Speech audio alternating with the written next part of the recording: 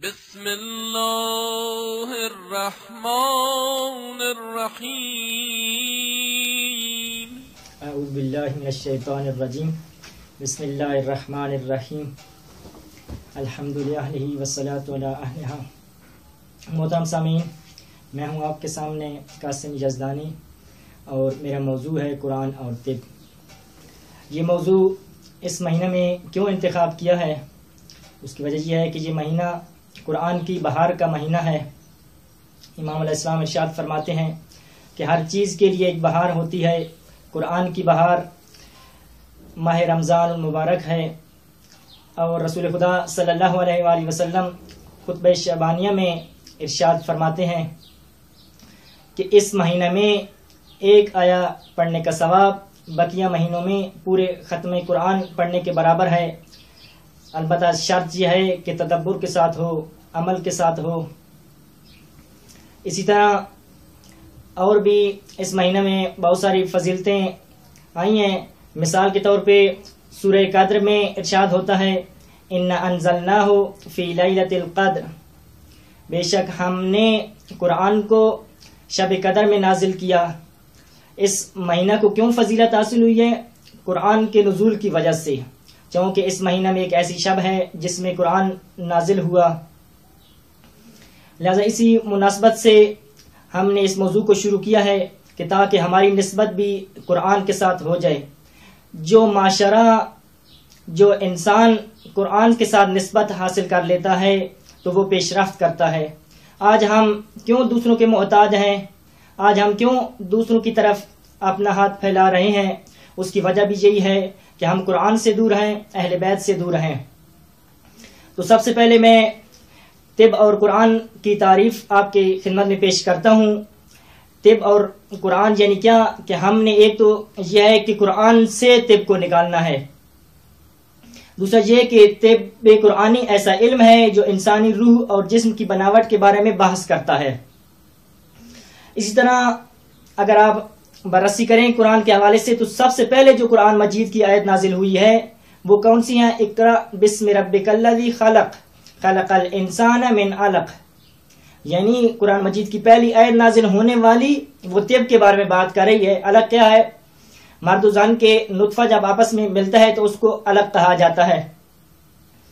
इसी तरह इरशाद हुआ कि ये तिब किसके बारे में बात करती है? इंसान को किस चीज के बारे में दावत देती है? ये तिब इंसान को इलाही फितरत, इंसानी फितरत की तरफ इंसान को दावत देती है।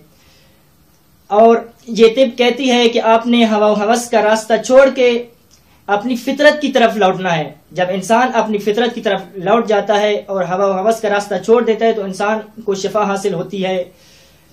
कुरान मजीद में इरशाद होता है, फ़अक़िम वजहका लिद्दीन हनीफा फितरतल्लाहिल्लती फ़तरन्नास अलैहा ला तब्दीला लिखल्क़िल्लाह ज़ालिकद्दीनुल क़य्यिम वलकिन्न अक्सरन्नास ला यअलमून।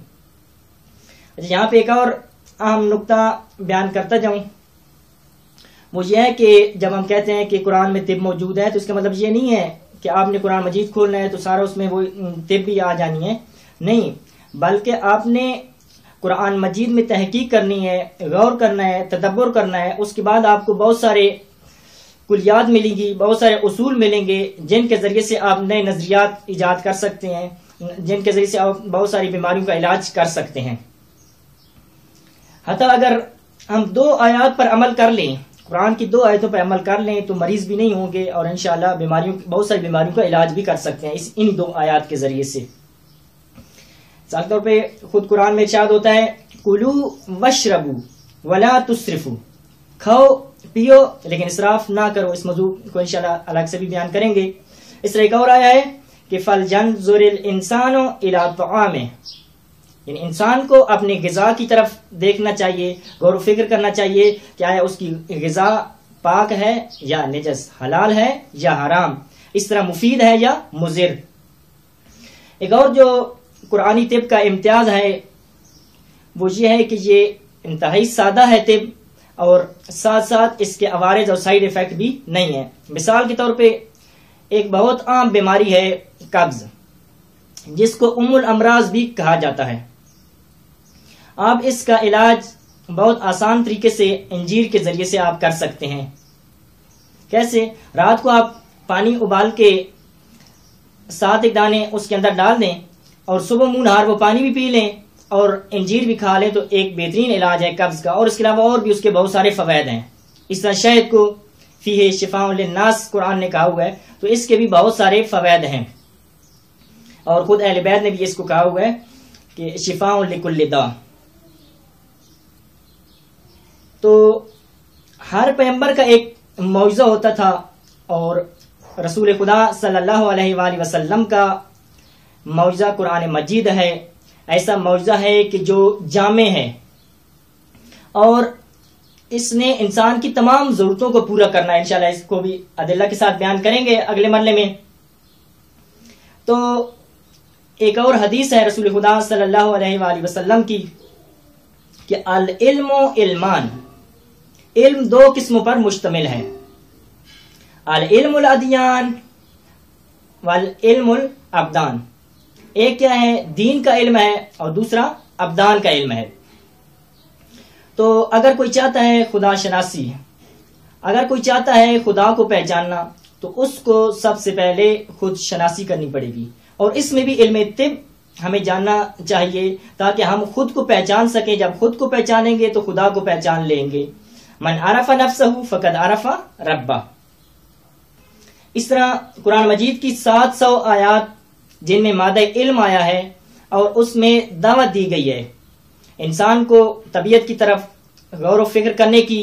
और बहुत सारी आयात ऐसी हैं कि जो खुद खुदा शनासी का मुकदमा बन रही हैं। यानी अगर हम खुदा को पहचानना चाहते हैं तो उन आयात में गौर व फिक्र, तबीयत में गौर व फिक्र और तदब्बुर करेंगे और फिर हम खुदावंद आलम को पहचानेंगे।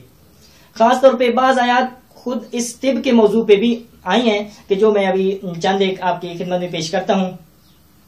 मिसाल के तौर पे एक यह है कि इंसान की खिलकत की इब्तिदा और उसके मराहिल के बारे में बयान हुआ है कुरान में। ये खुद एक तिब है। फलयंजुरिल इंसानु मिम्मा खुलिक, खुलिका मिन माइन दाफिक यखरुजु मिन बैनिस सुल्बि वत्तराइब। इंसान को देखना चाहिए कि उसे किस चीज से पैदा किया गया है। उसको एक उछलने वाले पानी से पैदा किया गया है, उसको एक जहिंदा आब से पैदा किया गया है, जो कहां से निकलता है? जो पीठ से और खवातीन के सीने से निकलता है। मर्दों की पीठ से निकलता है और खवातीन के सीने से ये खारिज होता है ये पानी। इस तरह एक और बात जो कुरान ने दूसरे मरले में हैवानात के बारे में गौर फिक्र और तदब्बुर करने के बारे में दावत दी है। कहा कि अफला यंजुरूना इलल इबिली कैफ खुलकत, क्या वो ऊंट की तरफ निगाह नहीं करते कि उसको कैसे पैदा किया गया है। इस तरह ग़िज़ा के हवाले से जब बात हुई, कहा कि फलयंजुरिल इंसानु इला ताआमे, इंसान को अपनी ग़िज़ा की तरफ देखना चाहिए, गौर फिक्र करना चाहिए कि वो कौन सी ग़िज़ा खा रहा है। इसी तरह खुद कुरान ने बाज चीजों को हराम करार दिया है। मिसाल के तौर पे सूअर के गोश्त को हराम करार दिया है, खिंजीर के गोश्त को हराम करार दिया है। इसी तरह खून को हराम करार दिया है, मुर्दार को हराम करार दिया है, शराब को हराम करार दिया है।